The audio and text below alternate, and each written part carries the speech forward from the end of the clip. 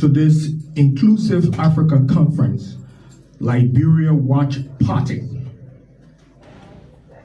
Good afternoon and welcome to this Inclusive Africa Conference, Liberia Watch Party.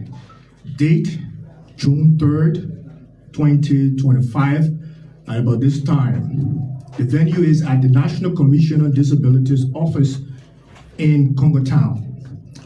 This watch party is made possible with support from InABLE. InABLE is a disability organization based in Kenya and the United States of America with its mission to empower people with disabilities through technology. The Alliance on Disability is a group of international NGOs and local partners ensuring that Liberia live up to the implementation of the United Nations Convention on the Rights of Persons with Disability in Liberia. This watch party is in collaboration with the Alliance on Disability in Liberia. We are glad to be part of this partnership, and this is the first time for Liberia to host the Inclusive Africa Conference Watch Party. Let's put our hands together for this. People with disabilities are dear to us, and we are ensuring that everything that regards them is met. Thank you. Now let's move to the order of program. Activities overview. So during this watch party, we will watch Faces of Africa, and this is intended to listen to those who are making tremendous strides regarding people with disabilities on how they are impacting their lives in Africa. After that, we'll listen to keynote addresses from the founder and executive director of InABLE organization. Her name is Irene Kirika, and she will be joined by other speakers to deliver keynote addresses. Following that, we will listen to the chief guest remarks. After that, we will watch Beyond Access, InABLE's role in building an accessible digital future. At the end of that, we will listen to another keynote address on shifting mindsets, setting standards, advancing global accessibility. And then we'll move on to the global implementation of accessibility. After that, we have vote of thanks, and that will be done by the Secretary of the Alliance on Disability in Liberia, Mr. Samuel Deputy. Right after that, we have lunch. When lunch is done, you'll be reimbursed with your transportation. So please don't just leave. Thank you. Now let's listen to remarks from the National Commission on Disabilities. Do we have a representation from the National Commission on Disabilities? Yes, thank you. Good morning to all. Good morning. So I've been tasked by the management of NCD to do this work. So on behalf of the administration of National Commission on Disabilities, I'd like to say welcome to each and every one of you who have taken the time to join us here.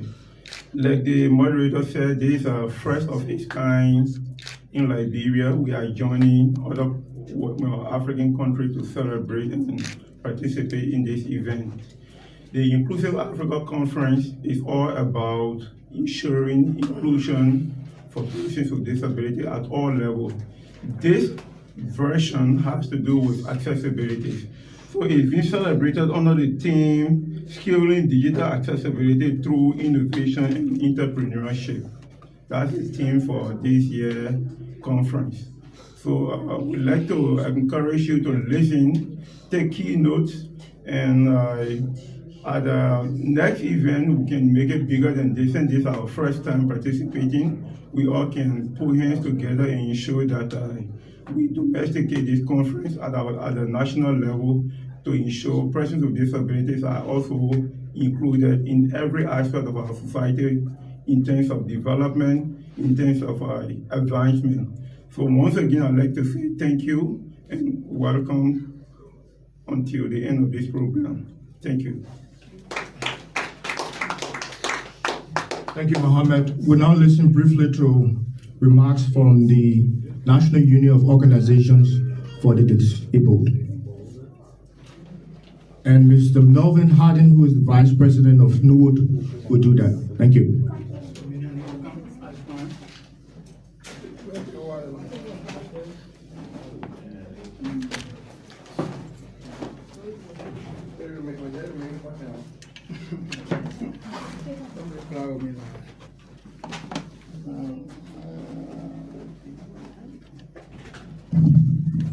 This is in my. I need to hold or I need to press? Yes, come closer. Okay. Okay, I don't know whether I will stay in the morning hour or the afternoon hour now. Good morning. Okay, good morning, ladies and gentlemen. Yeah, again, my name is Melvin Harding, a Vice President for Administration for the National Union Organization of the Disabled. And I just want to say thank you to the organizer, which is the Alliance on Disability, to a partnership with the InABLE group from Kenya. And I want to just say thank you because this is the first time we're having such a conference in Liberia. And I just want to urge all of us that indeed will be able to monitor and be able to listen keenly so that we grab the concept of the conference so that we'll be able to see how we can formulate it into other programs so that at the national level in Liberia, what can we do as a group to be able to establish such a conference for our people in Liberia. So again, I want to say thank you to all of you who are taking all your time to come to the all-important program so that we'll be able to develop an idea together from this program.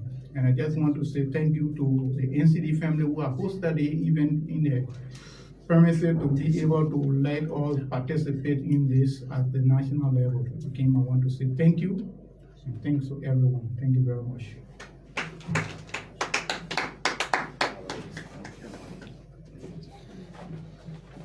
Thank you, Mr. Hardin.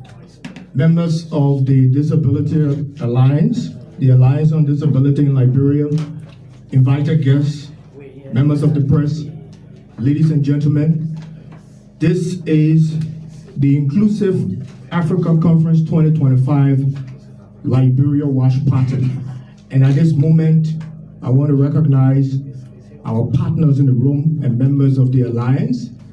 And after you hear the name of a partner institution, please give a round of applause. We have the presence of IFO. Awesome. World Hope International. Plan International. We also have the Clinton Health Access Initiative. New World, of course, the National Union of Organizations for the Disabled. We have the National Commission on Disabilities. Awesome. And then we have campaigners against misinformation and disinformation. By the way, I'm Taweh Johnson. I'm the lead campaigner of misinfo and disinfo in Liberia, the campaign against misinfo and disinfo. So when you forget about Taweh, just say the lead campaigner against misinfo and disinfo. You got that? Let's go. Misinfo and disinfo. Awesome, awesome. Yeah, so now let's go to our first item. Now let's sit back and watch Faces of Africa. Let's put our hands together for this segment. Please give us a big round of applause. Your presence really matters. A woman comes into a room on a wheelchair and she makes a point to stop whatever that's happening in the room to relate her story.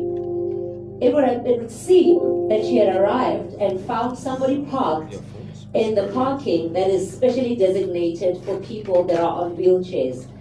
It then took her approximately 20 minutes to find security, who then finds the owner of the car, who did not have any challenges, to then move his car to their parking space. You see, ladies and gentlemen, when a person is on a wheelchair, they're given a bigger space so that they're able to get out of the car with their wheelchair. And when you occupy that space, it means that they have nowhere else to park. Now, this is very important, because I was one of those people that thought that that designated parking was for everyone with a disability until I got a ticket one day and the traffic officer explained it to me. Now, I'm telling you the story because we're talking about inclusion, of course, but also because sometimes we have our own unconscious bias that we need to deal with. Now, she walks into the room and this is what she says: we are not disabled. The world disables us by not including us. So if you don't provide a ramp for someone in a wheelchair, they can't get into a building. If you don't provide bigger notes, like mine today, for someone with a visual impediment, they can't do a stunning job of being an MC like I'm doing right now. Ladies and gentlemen, I'm just trying to remind you that we just have to be a little bit more mindful, because an inclusive society is one where everyone is included. Now, it's so wonderful to know that as we sit here today, we have 20 other watch parties. So that means what we're doing here today is going across to 20 other watch parties. I don't even know the figures. Maybe the team will help me with that. So it's not just us. So please make sure that when the camera hits you, you are camera ready, because everybody's watching right now. And remember our hashtags. We've got hashtag Inclusive Africa, we've got hashtag InABLE, and we've got hashtag Digital Accessibility. Please follow us on social media and remember to include that hashtag, and let's make this wonderful event trend. And now for our first keynote.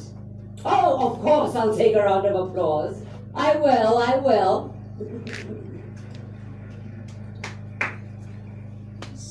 We'll hear from our other country partners throughout the day, but now it's time for our first keynote, and I am thrilled to hear this keynote. We have got a renowned Paralympian and disability activist. Her name is Asiya Mohammed. Please, let's welcome her on stage with a big, inclusive round of applause. Thank you.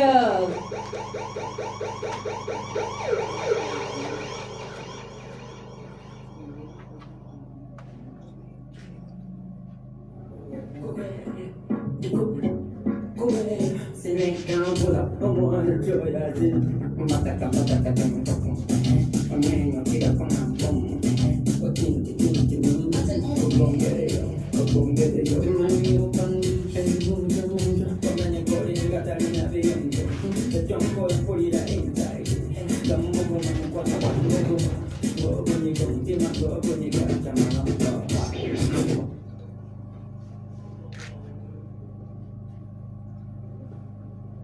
Good morning.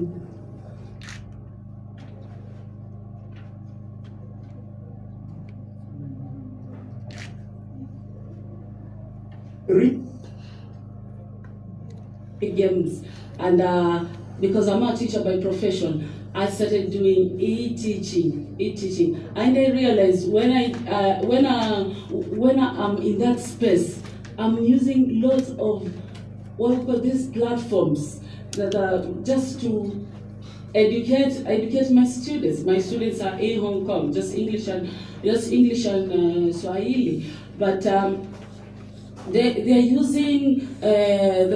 using all those platforms like the YouTubes, everything, and it's different. Not like during our time where the lecturers will tell you go in the library and read such book. But right now they could all find it in the platforms.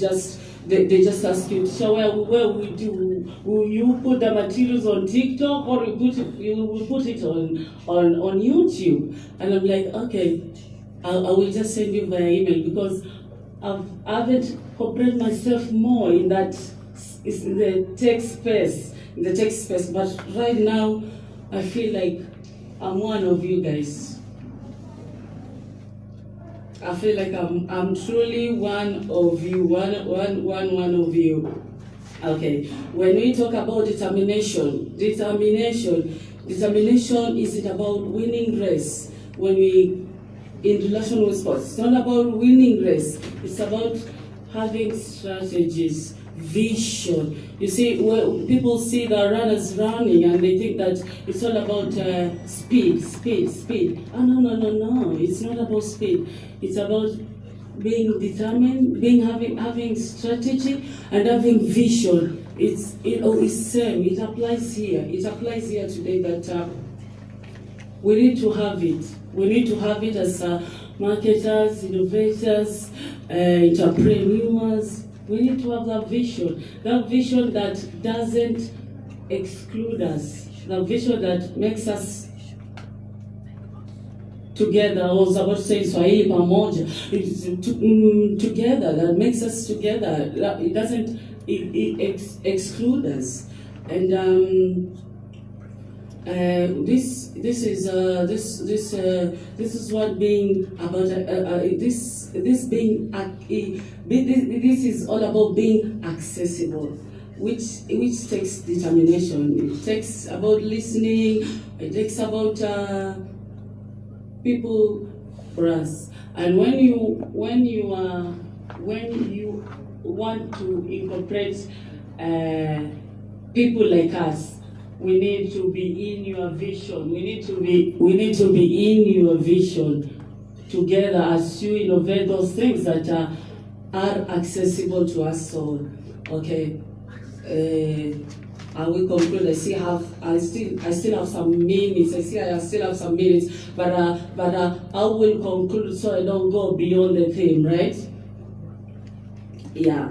So when we talk about a call for action, it's we'll say that technology has a power to level the playing field, but only if we make it accessible and a core part of innovation.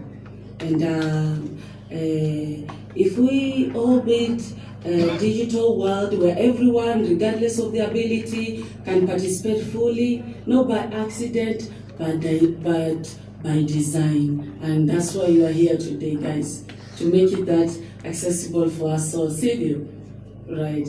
And okay, to conclude, I will say that you don't need to be a Paralympian. You don't need to be anything. You just need to be oneself, to have that resilience and overcoming challenges that affects us all, which we can still apply them in this type of world. That you guys, what you need is resilience, determination, and motivation. And motivation is everyone working together, government, corporate, supporting each other, and make it more accessible to the world. Thank you so much. Thank you. Thank you very much, Asia, for your story and sharing your insights. Much appreciated. Right now, it gives me much pleasure, ladies and gentlemen, to welcome our very own Irene Barry Kireka. I got you there, Irene. She's the reason why we're here. Can we give her another round of applause? Thank you very much, Irene. Carry on.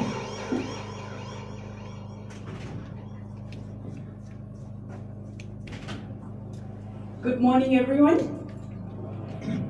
Good morning, everyone. Good morning. Thank you, thank you.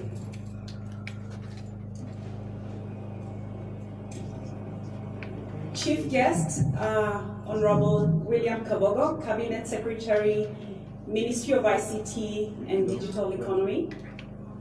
Engineer John Taweh, Principal Secretary, State Department of ICT and Digital Economy.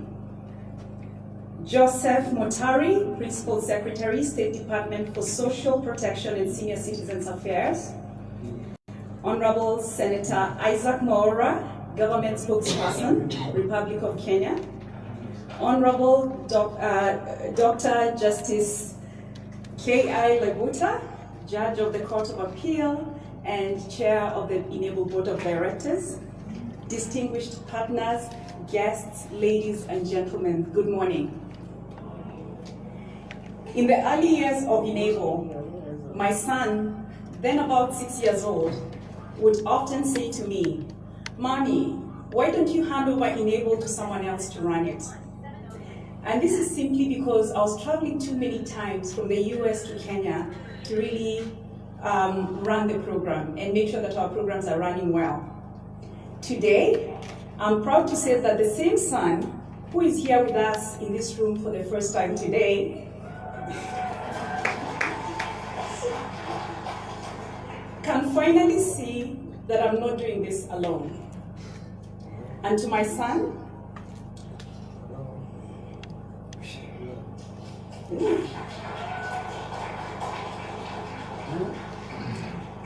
we are part of a growing, committed community that is walking this journey together, pushing forward the vision of digital accessibility in Africa. I remember when we started off by raising $3,400. My friends, young people, we were in college, raising $99 each, and partnering with the Thika School for the Blind and kicking off the program. But slowly, after a few months, I realized sustainability was an issue, begging for money from my dad, my mom, to maintain the program. We started hosting white parties in Atlanta, and this is to all the Atlanta folks. And we used to host white parties, dress up, and pay $5 or $10 or $20, which we would use to fund the program. The reason I'm sharing this is because sometimes people see InABLE and they think we started from the top, but the reality is we started from the ground. Like the story of the hummingbird, narrated by Professor Wangari Maathai. It is not the size of the challenge that matters, but the effort we make today and every day. It is with great honor and profound appreciation that I welcome you all to the 6th Inclusive Africa Conference.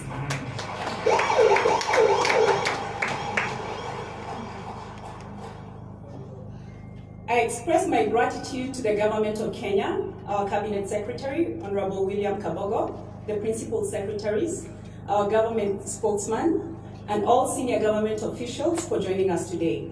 Your presence reaffirms the commitment to positioning Kenya as a model of best practice across the continent on digital accessibility.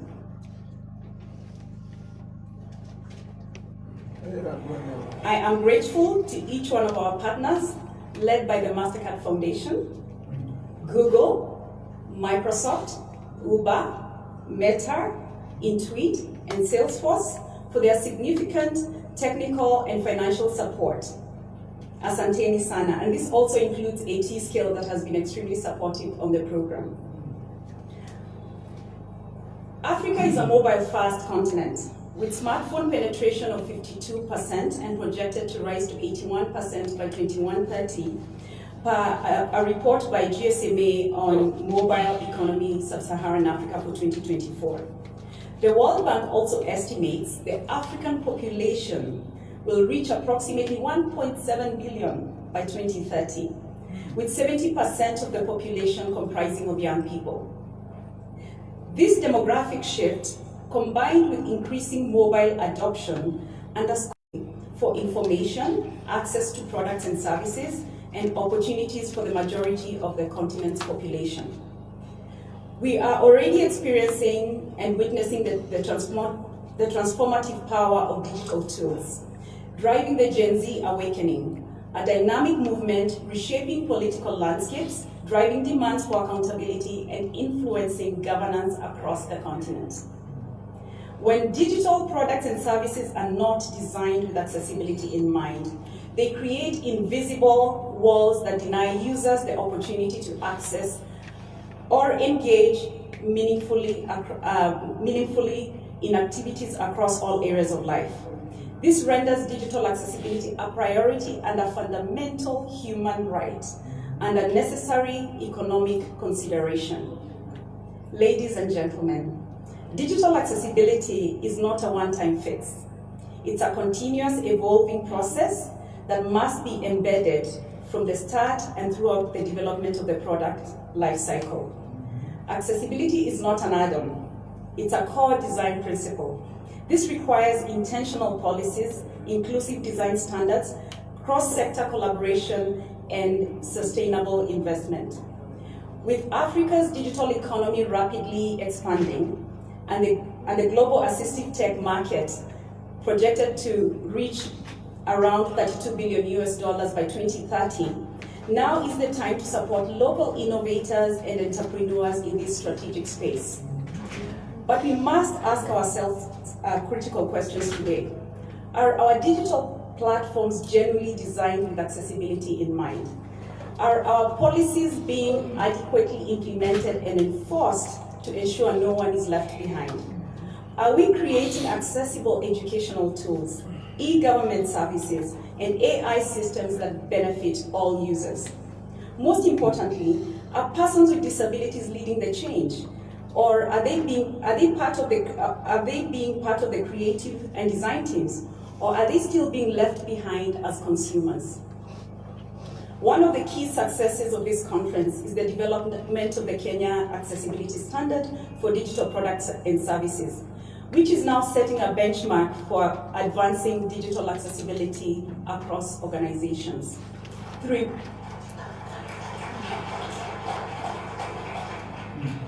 weeks ago, the Kenya government strengthened this progress by enacting the Persons with Disabilities Act 2025, which establishes a comprehensive legal framework to safeguard the rights and promote the inclusion of persons with disabilities. Together, this progress, legislation, and the national standards offer a powerful momentum towards digital inclusion. Ladies and gentlemen, discussions at this conference will center on the accessibility of financial services, which is a critical service for persons with disabilities. Education, skills gap, employment, brand communication, transportation. Let's remember, if a person with disabilities has a job or has to go to school, they have to use some form of transportation. So transportation is an important component as well. And the catalytic role of artificial intelligence in all these areas. AI has rapidly evolved into a powerful enabler of digital inclusion, accelerating both the customization and scalability of accessible technologies. As Meta CEO Mark Zuckerberg recently observed, AI is expected to replace mid-level software developers, shifting human talent towards higher level problem solving and creative innovation. But what does this mean for the disability community? It raises urgent questions around inclusion, skills readiness, and whether those creating these technologies represent the full spectrum of user needs. We must ask, which jobs will AI disrupt? How can we close the growing skills gap? This conference brings together governments, donors, academias, employers to align training with the demands of an AI-driven future. Our shared goal is clear: to prepare African youth not for yesterday's role, but for the opportunities and realities of tomorrow. In today's world, AI literacy is essential at every level. This is how we can stay ahead of the AI disruption. It's no longer an option, it's mandatory for us to learn about AI. Ladies and gentlemen, as I conclude my remarks, I want to emphasize that InABLE is ready to accelerate digital accessibility across the continent. Still, we cannot undertake this journey alone. Many other organizations of persons with disabilities, and good number are still in this room, are prepared to partner and collaborate in supporting the accessibility journey. Over the next 3 days, let's commit to making technology a bridge of opportunity for all. This 6th edition of Inclusive Africa Conference is a springboard for deeper collaboration and lasting impact. We invite you to join the working groups formed here to drive continued engagements and accelerate the implementation of digital accessibility. It's important for us to share knowledge, to come together, and to support each other in the digital accessibility journey. As we push the boundaries of digital accessibility, here are 3 simple but impactful actions that you can take. 1, bring someone along. The next time you come to Inclusive Africa, bring someone along. Invite your designer, your developer, or communications partner into an accessibility conversation. It doesn't necessarily have to be here, but let's get everyone involved. The if they are creating something for you, they should be creating for everyone. Integrate accessibility from the start. Involve accessibility teams early and design and build with accessibility in mind from the onset. Number 3, budget for accessibility. Ensure every digital project or funding includes a dedicated line for accessibility. If we don't do that, then that means accessibility will not be implemented as part of the programs. Thank you all for your presence and valuable contributions over the years. This is our 6th edition again. A heartfelt thank you to the entire InABLE team and our board of directors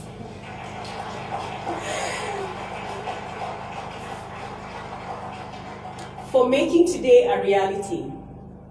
Let us leave this conference inspired, equipped, and more determined than ever to build an inclusive digital future for all. Thank you.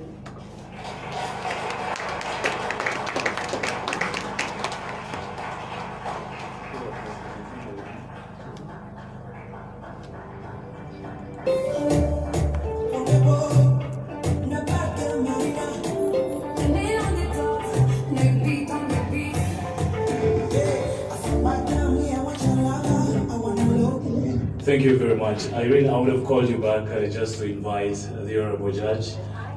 Kindly.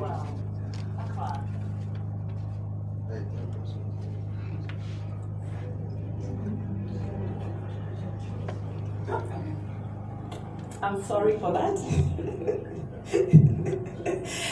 So please join me in welcoming Dr. Laibuta, Judge of the Court of Appeal, Board Chair of the InABLE Board of Directors, to come and give a talk. Thank you so much, Laibuta. Come on in.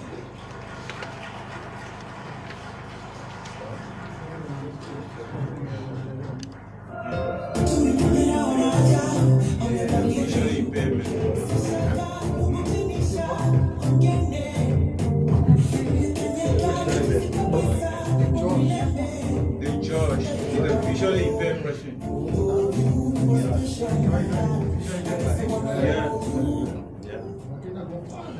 Good morning, everybody. Good morning. Hello, good morning. Good morning. Great. Good afternoon.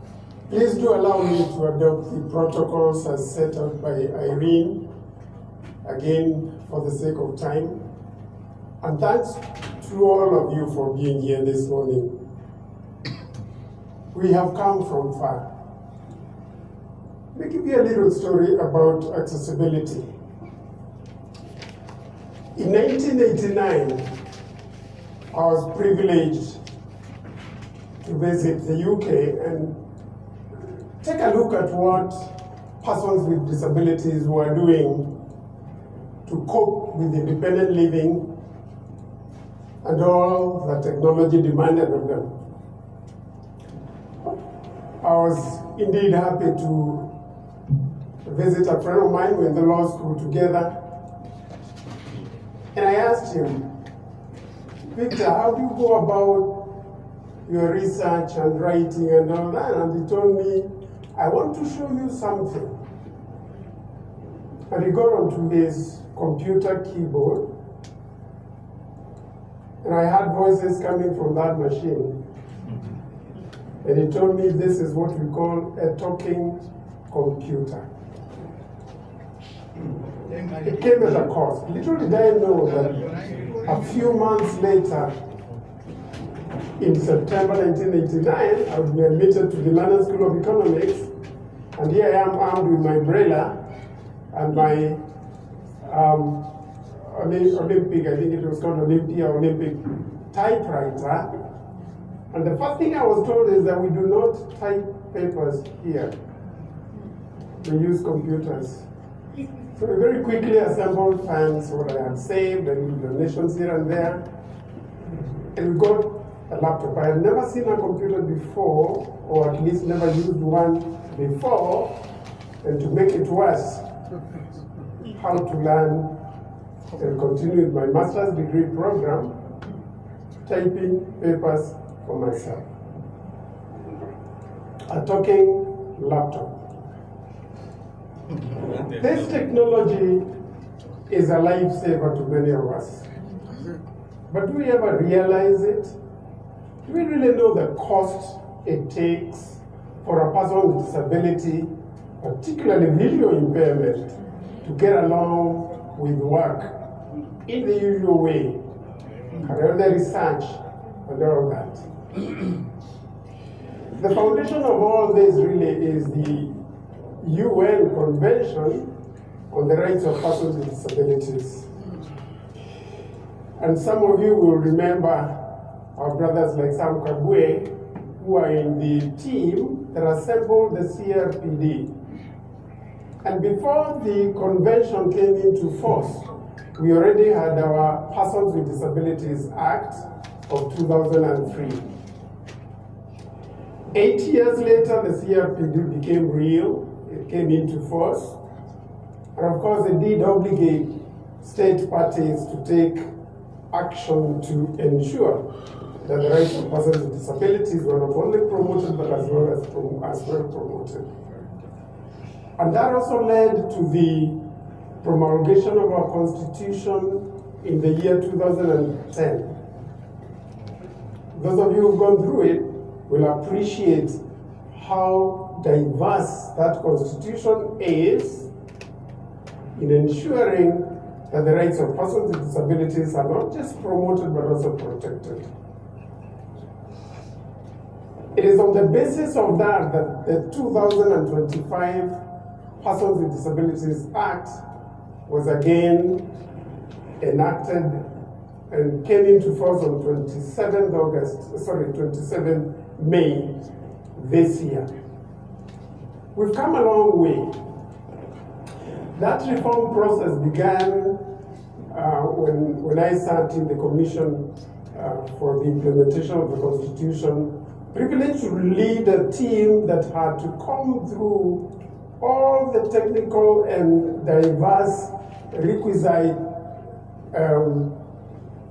considerations to ensure that we were in step with the fast-moving digital economy, among other things that our accessibility demands.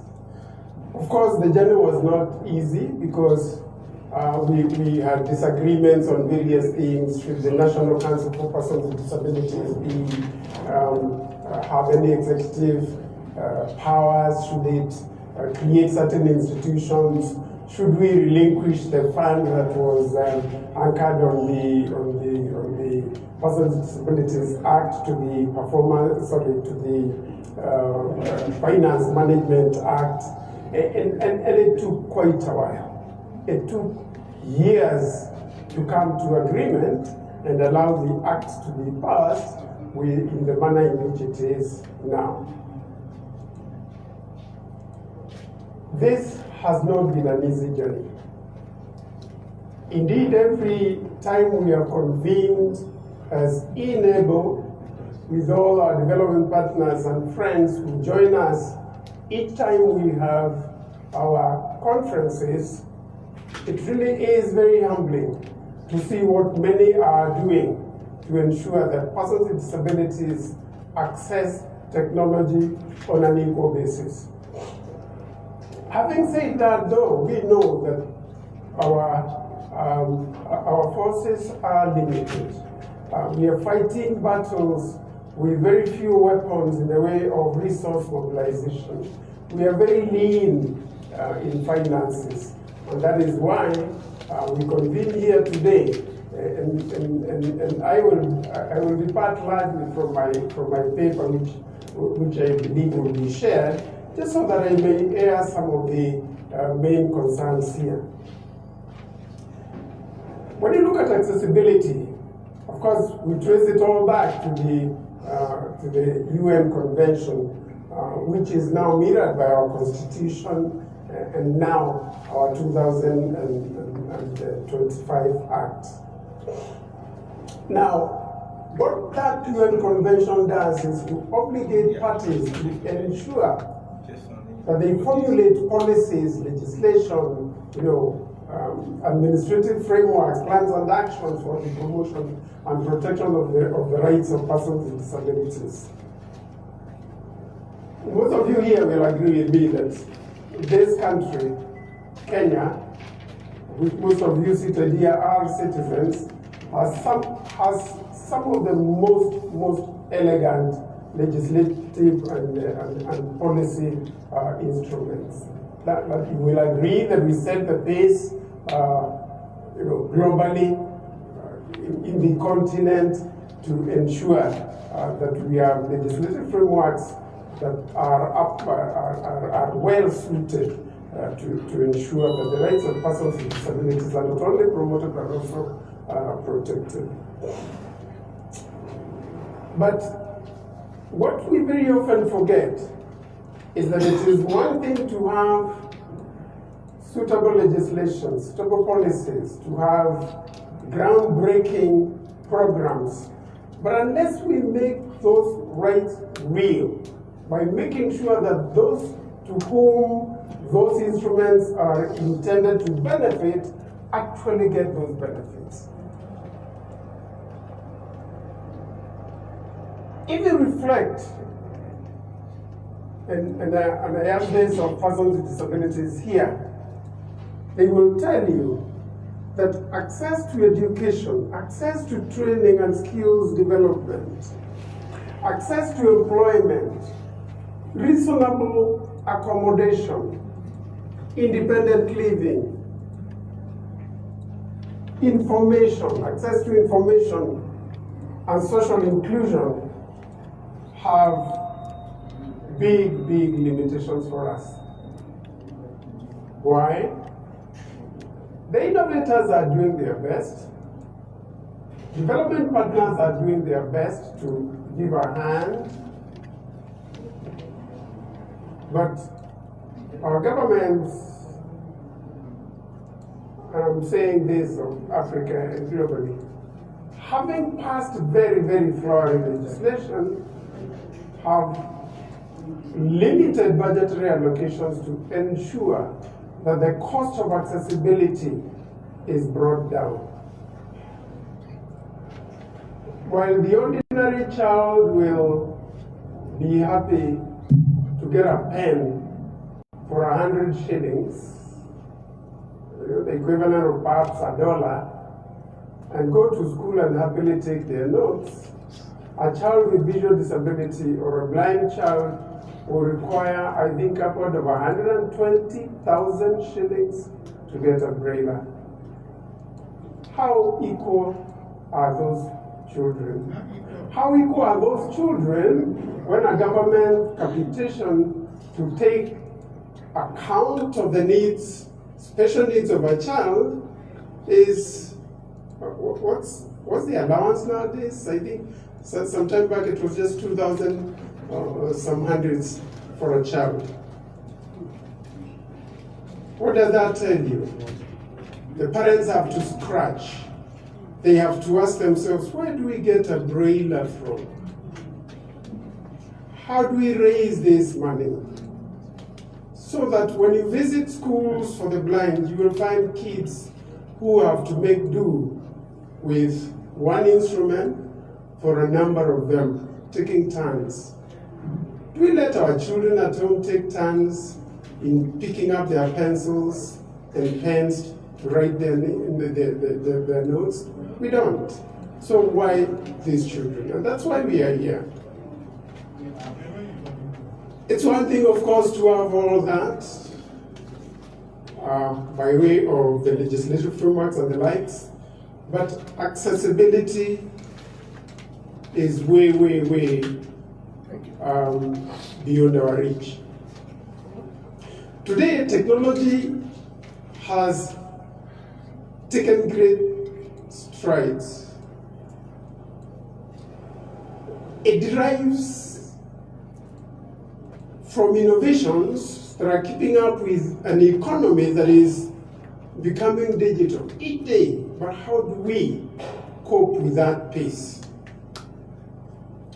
And that is why digital accessibility becomes important. It becomes important for all of us, just so that we keep up at the workplace, we keep up with education, research for those who are higher up in education pursuits. Virtual platforms are emerging at the workplace. It is expected of us to get the requisite, not just the equipment, the software that takes turns, twists and turns, changing every day, subscriptions and all. Can we then say we really are equal when there are those who spend the best of their livelihood trying to keep up with the digital accessibility? Can we say we are equal and that there are no discriminatory factors in our daily lives when we are unable to keep up with the expense of digital accessibility as persons with disability? You begin to see how important it is to address these key issues. Well, we do appreciate that there are there are policies to ensure that at least tax considerations are in place, just so that when we get some of these assistive devices and technology, we are exempt from taxes. But they come at a cost. So where are we as a country, where are we as a community of nations to try and see to it that indeed the equality and non-discrimination, the equal access we talk about in the CRPD, in our constitutions, in our legislation, is a real thing, and that is not just something we are talking about here. While the Constitution guarantees the right to equality and non-discrimination, the situation on the ground is very different. Others have to spend much more than the rest of the populations to keep up with these demands. And indeed, the disability sector has been left to its own to try and figure out what is often seen as their problem. Well, the 2025 Act has done a great deal to ensure that at least there is a demarcation of tasks between the national government and the county governments. The national government, of course, is tasked with policy, legislation, plans, programs, and guidelines to guide the process. County governments are left with the task of implementation and data, and of course maintaining data for persons with disabilities and giving them the respective platforms and registration of various groups that, of course, advocate for the rights of persons with disabilities. That's all very well. But what would we say about the resources needed to reach, or rather to get to that envisioned goal? You will agree with me that we're always talking about money, money, money. Somebody was telling me some time back that disability no longer sells. It no longer sells. Perhaps what sells is something else, but disability doesn't sell. And what do we mean that it doesn't sell?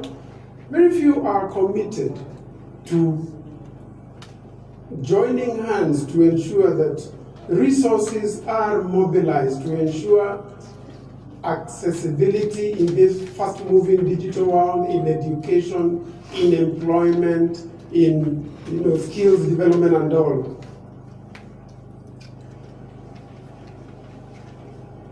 When COVID set in, I was then teaching at the University of InABLE Law School,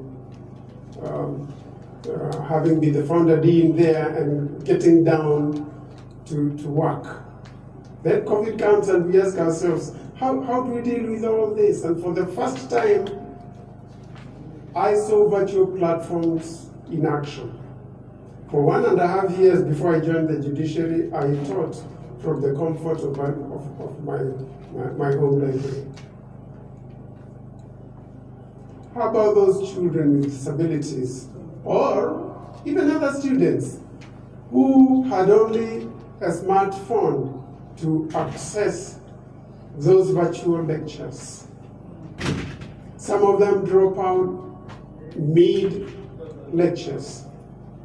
Others have to wait and borrow notes from those who have that equipment to be able to join in and write notes and be able to at least get the benefit of those lectures. Today, the court in which I serve is 100% virtual. 100%. Figure out consumers of justice who do not have accessible technology to join in. It's a big negative for them. It's a big challenge for them. So as we sit here discussing accessibility, it's not just about what we understand to be the product of innovators. It is putting together our recollection of how far we have come, what the innovators have done, the capital they have employed to ensure that devices like this one are accessible. That persons with disabilities are taken care of when it comes to technology. But at what cost? They put in their capital. How many would afford that technology? And we do appreciate that for them, perhaps it's not just a profit-driven venture, much as they want returns as well. So we must continue to ask ourselves, what are we doing as governments? What are we doing as development partners, as state and non-state agencies to support that deficit in budgetary allocation and the ability of those who are not able to access those devices and technology, to access programs that are ever-changing, at a subscription that is back-breaking, and at the end of the day, they are all left behind. Can we, in those situations, talk of equality and non-discrimination? Can we, in those situations, say that we have accorded each one of our citizens accessibility as the Constitution demands, as the UN Convention demands? Granted, then the 2025 Act goes further to provide incentives for persons with, or rather relief for persons with disabilities so that they can meet their disability costs and incentives to employers who provide reasonable accessibility. And I must really commend those of our employers who made it possible for us to have devices and accessible technology that makes our work easier. And of course, we must appreciate the fact that each one of us has a hand in it. The Act also goes further to provide reliefs even for parents with children with disabilities. And it goes on to ensure that any employer who grants, or rather who provides reasonable accessibility, reasonable accommodation to their employees with disabilities also enjoys certain tax reliefs on account of the cost that they incur. In conclusion, let me ask each one of us seated here today to ask themselves one simple question. If I had a disability like so-and-so, like so-and-so, like so-and-so, how would I want to be treated? What would I want as a hand given me by those in government and in other non-state agencies to ensure that what I cannot afford by way of technology, I nonetheless get it? I know the National Fund did quite a bit to ensure that we had computers or laptops given to university students as far back as, I can't remember the year, I think Senator Mora remembers when we did mobilize equipment for students in Kenyatta University. And recently, we had the privilege of enjoying the support of one of our development partners also in getting us 20 laptops for third-year students in Kenyatta University and University of Nairobi Law School. May I challenge you, and perhaps by the end of this conference, maybe you could give me 20, 30, 50 addresses of those who are willing to contribute just one laptop per agency, and we know which hands to place those laptops on. You can give that to Irene or to myself or to Mbura, he is here. Julius Mbura is one of us, a very hardworking young man with visual disability, and many others with whom the InABLE team has benefited a great deal. And let me stop there by thanking the InABLE team, the staff, the secretariat, who worked tirelessly to ensure that our agenda is driven with the resolve as we see in the attendance of this conference today. You will then forgive me for taking more than the 5 to 10 minutes that I was given. It was worth it. And I believe it was for good cause. But thanks very much, and welcome to you all. Enjoy the conference.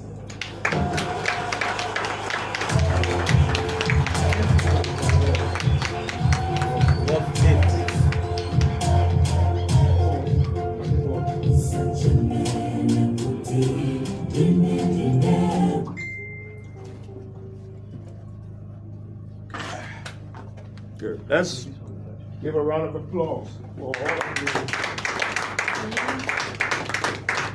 all of the keynote addresses. Yes, good afternoon again. I hope we are not sleeping. I'm in front of the projector, so let me do smallly. Thank you. Thank you, appreciate it. Yeah, so let me get my order quick, and then we can move on from there. So, you've listened to four, right? Four keynote, three. Okay. 3 keynote speakers, and you listened to the founder of InABLE, Irene Kerika, and the key takeaway from Irene is insisting that we involve individuals who will solely focus on digital accessibility for people with disabilities. That's one of the key takeaways. And we have other speakers who listen to the judge. He's a visually impaired person, but he's very intelligent and powerful keynote address. Now, we are encouraging all of us to get involved in promoting digital accessibility, because InABLE is an international organization that is focused on empowering people with disabilities through technology. Now, we want to have a short discussion, right? I want to hear from at most 2 participants. You have the notepad there. Please make sure you use the notepad. We have pens there for you. So take down key points. So this Inclusive Africa Conference, Liberia Watch Party, will not just be a watch event, but you will learn also and also implement what you've heard here. So let's listen to 2 participants. But before we do that, we want to recognize one of our partners, Carter Center. Let's put our hands together for Carter Center. Carter Center is here with us. We also want to recognize the presence of the Executive Director of the National Commission on Disabilities, Mr. Samuel Dean. Mr. Dean, you are welcome. We are grateful to have you.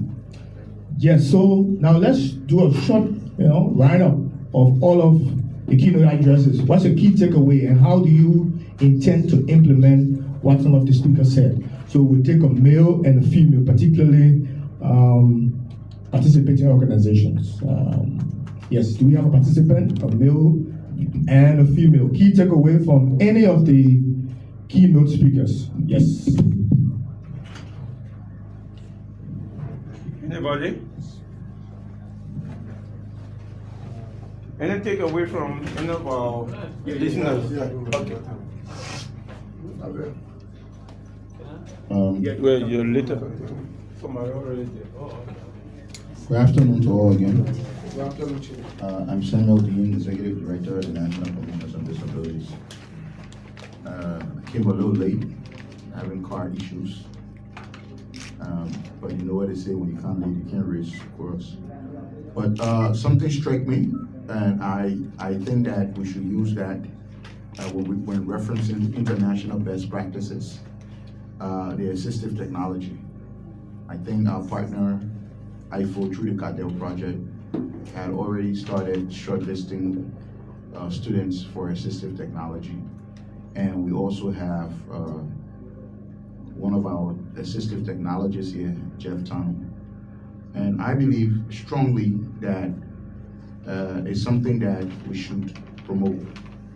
And as far as assistive technology is concerned, we have some assistive technology for persons with disability to do with disaggregated data. Orange wanted to give a tablet because they said that phones would be more personal, but we asked for phones. So we are going to be also promoting that and making sure that persons with disability, especially our county coordinators, lead with the data collection, with the the app and whatever that will be added to the phone. But I just wanted for us to be guided on championing assistive technology, especially digital technology, for persons with disabilities, especially persons with visual disabilities, and also persons with hard of hearing disabilities. So I just wanted to say that, and I think NC will take the lead, and pretty soon we'll start advocating for these computers for students with disabilities in the Bureau universities. Thank you. Next, sir, at least a female, male and a female. We have a female here. Female. Good afternoon, everyone. I'm Evelyn Perez from the National Commission on Disabilities. My takeaway is accessibility. They have the materials like what the judge was saying. He didn't even know that he have a talk bag computer that he could use to do his work. And he told he found out from his friend how he used to do his research while he was in law school. So I think for a person with disability, it's very important, especially for our sisters and brothers who are visually impaired. And making places that are for education or public building accessible for persons with disabilities. We find that most of the physically challenged struggle to go to universities because most of the universities are not accessible, and they want us to have an inclusive world or inclusive society. How can that be? I attended a training workshop at Calabash with the Women's Secretariat, and I had difficulty climbing those steps. So one of the managers saw me in the middle of the step and decided to appeal to me that I will try to make that place accessible. So I think one of the key thing is to make the society accessible for persons with disability. It is the only way that we can improve our lives. You have the zeal, you have the desire to go to school to improve your life, but you have to struggle all through. And worst of all, after struggling all through to even access a job, it's a problem because people look down on you and feel that you're not do better. And we are very smart. We saw from the judge that did a keynote, address. So let us make our society an inclusive society. Thank you. So because of time, because we have other keynote addresses, so kindly keep your response now until we have time to ask for more. Is that okay with you? Yeah. Good. Continue to take your note while the presentation or the issues go. Yeah, so thank you. So at this wash party, we are very inclusive. We have 2 sign language interpreters. Let me recognize, this is Mr. Matthew Bobowi. He's a professional sign language interpreter with many years of experience in sign language interpretation. And we'll also have Benjamin Nitton. Benjamin Nitton is also a professional sign language interpreter, and they all work here at the National Commission on Disabilities. We are doing this so that those who are deaf can also understand what we are doing. If you look there at the Inclusive Africa Conference, there's a sign language interpreter also. So that's why it's called Inclusive Africa Conference, leaving no one behind. And Mr. Dean likes to be referred to as the Chief Inclusivity Officer. Yes, that's a beautiful title, and he deserves that. It was because of Mr. Dean, the current rescue mission agenda now. How's it called? The agenda, arrest agenda for inclusive development. It was because of him the inclusive word was added. Yeah, so let's put our hands together now. So we all have to be speaking about inclusivity, making sure all of us here, people with disabilities, making sure they are involved in all of our initiatives. Even the public restrooms, people cannot easily access it. The bathrooms are so small, wheelchairs cannot enter. So yeah, it's very humiliating and it's inconveniencing, and we can't continue that route. So we have to take baby steps, right? Baby steps. Places we live, let's ensure they are accessible for people with disabilities. Now we'll move on to the chief guest remarks. So let's listen again to the chief guest. Yes, we don't know his name, but they will introduce him. Thank you.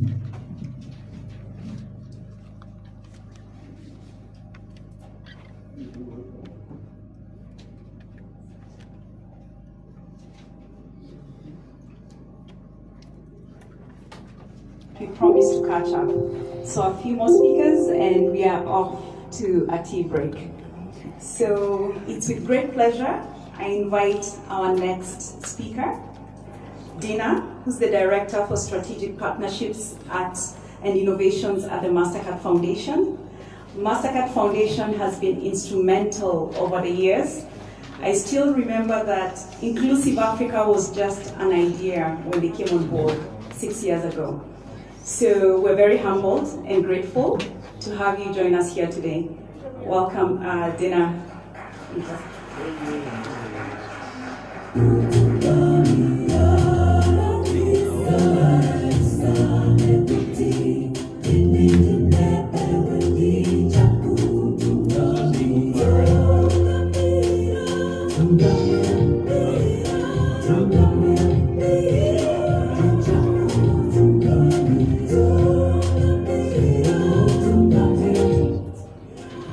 Thank you, Irene. So actually my full name is Radena Sultina Malala Butnerina Marie Madeleine. I know it's very long. It's from Madagascar.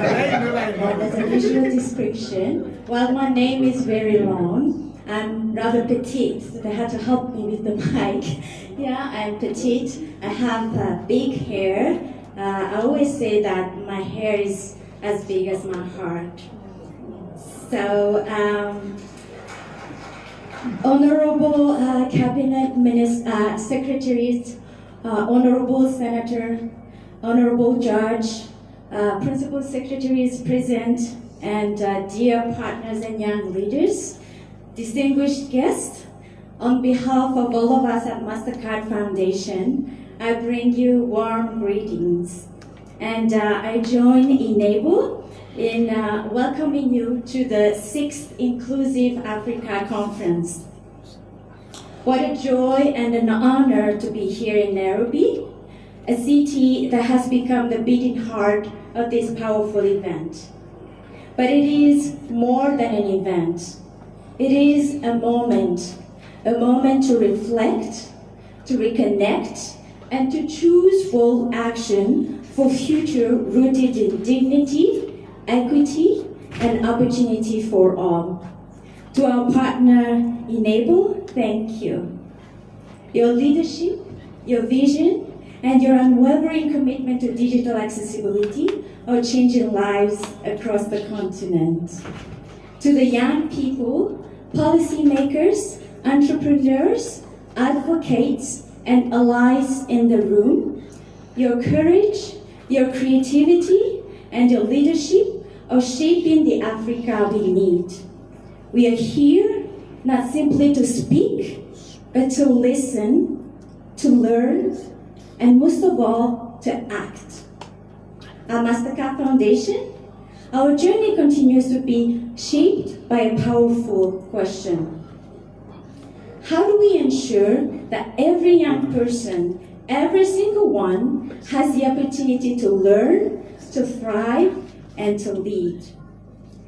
This question led us to an undeniable truth.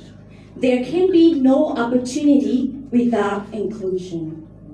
At the foundation, inclusion is not a program.